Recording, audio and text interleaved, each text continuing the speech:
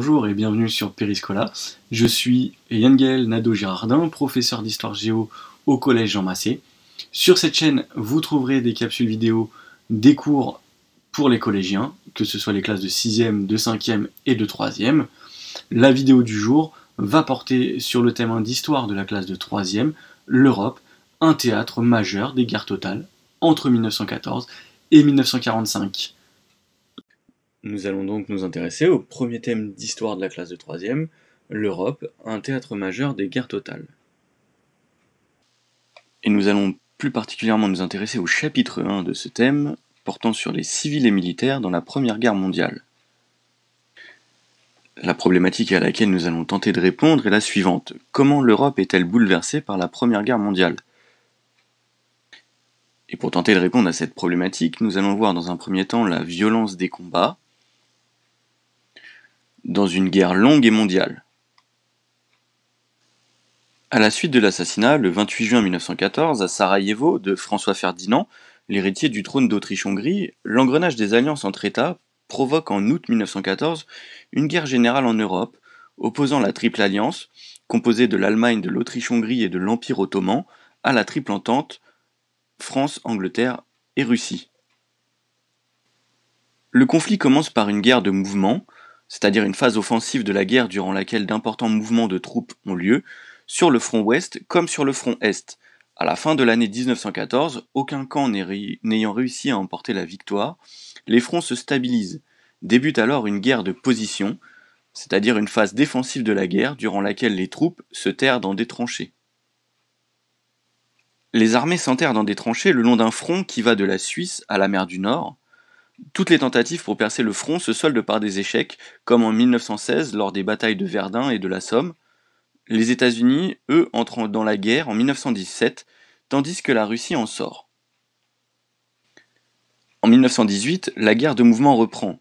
Les Allemands tentent une offensive décisive, stoppée par la contre-offensive des Alliés, qui utilisent les renforts américains et les chars. Vaincus sur tous les fronts, les puissances centrales, c'est-à-dire l'Allemagne et ses alliés, s'inclinent. L'Allemagne signe l'armistice à Rotonde le 11 novembre 1918.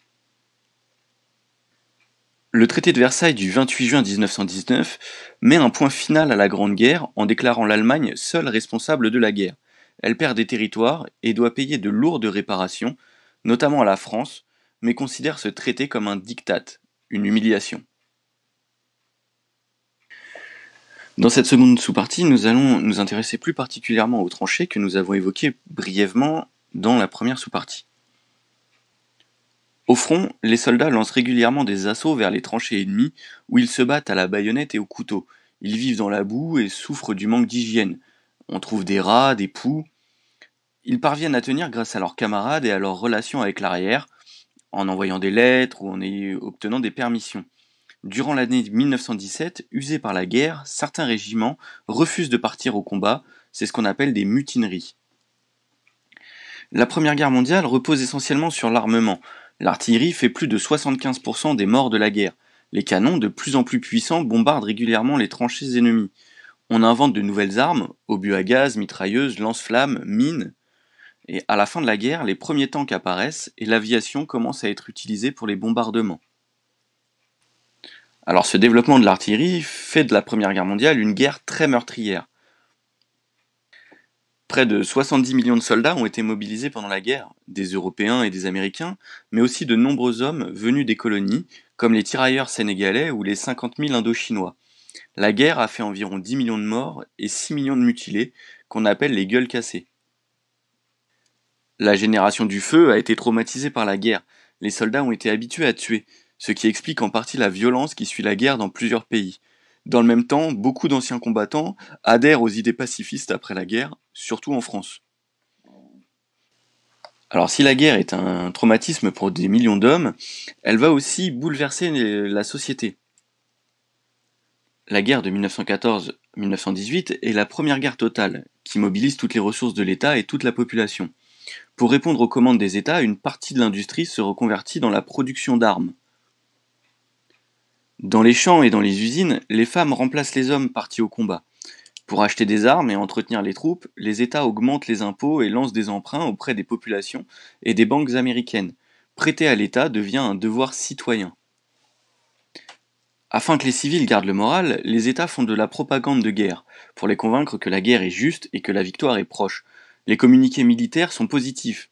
La presse est censurée, les lettres du front sont contrôlées. La propagande est aussi à destination des enfants, notamment à l'école. Alors souvent, quand on parle de la guerre, on pense aux victimes militaires, mais les civils sont aussi victimes de cette guerre. À l'arrière, les régions où l'on ne se bat pas, par opposition au front, les civils vivent dans l'angoisse de la mort de leurs proches. Ils souffrent de pénuries alimentaires et de biens de première nécessité à cause de la désorganisation de l'économie. Dans les régions proches du front, ils subissent les bombardements de l'artillerie. Lors des phases d'invasion et de retraite des armées, massacres, exécutions et viols sont nombreux. Durant l'année 1917, la lassitude se traduit par de nombreuses grèves et manifestations. Dans les pays occupés, Belgique, nord de la France, Serbie, la situation est encore plus difficile. Les populations doivent supporter les réquisitions, déportations et les travaux forcés. Certains habitants sont forcés de travailler dans d'autres régions ou en Allemagne. Les résistants sont exécutés. En 1914, 1,5 million d'Arméniens chrétiens vivent dans l'Empire ottoman musulman. Le gouvernement turc, allié de l'Allemagne et de l'Autriche-Hongrie, profite de la guerre pour accuser cette minorité gênante de souhaiter la victoire des Russes. En 1915, ils mettent en œuvre une extermination des Arméniens. Les hommes sont massacrés sur place, tandis que les femmes et les enfants meurent de faim, de soif ou de tuerie pendant la déportation vers le désert syrien. Ce génocide fait en quelques mois plus de 1,2 million de morts. La fin de la guerre, la lassitude des populations voit également des révolutions éclater, notamment en Russie et en Allemagne. Au début de 1917, de grandes grèves ont lieu en Russie. En février, la propagande et l'armée renversent le tsar, Nicolas II, et mettent en place un gouvernement provisoire. C'est la révolution de février 1917. Mais la guerre continue et les difficultés persistent. En octobre, le petit parti bolchevique, conduit par Lénine, profite du mécontentement pour s'emparer du pouvoir lors d'une seconde révolution. Le 9 novembre 1918, en Allemagne, l'empereur Guillaume II est renversé et la République est proclamée. En janvier 1919, à Berlin, les spartakistes, communistes allemands, tentent de prendre le pouvoir, mais leur révolution est écrasée par le nouveau gouvernement. Cette vidéo est maintenant terminée.